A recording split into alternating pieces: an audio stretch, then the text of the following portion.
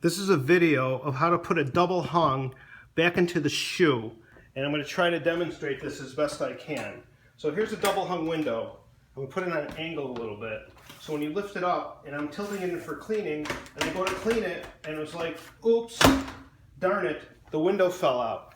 So there's these pivot bars, and the pivot bars actually have to line up into these shoes. They have to line up in those holes.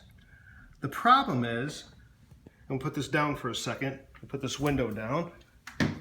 The problem is if the holes aren't lined up, let's say if I turn this, and this shoots, here, let me get a video. Okay, so right now, if I turn this, this starts to spring up. So if I hold that, if I turn it like this, it doesn't move. But when I turn it, it wants to spring up. So I can move this up and down as long as it's turned. As long as it's turned like this, it goes up and down.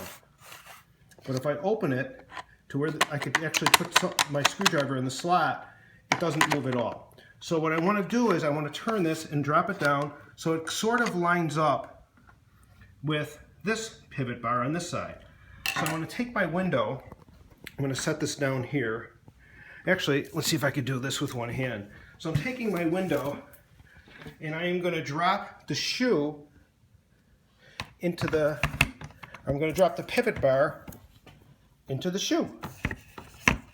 So I did that. So that lined up there. This one dropped into the shoe. See how you take the pivot bar and drop it into the shoe. And once it's in the shoe, you could turn the window, and then the window basically, even if it's out of rack, it'll kind of self-align, and then the window goes up and down.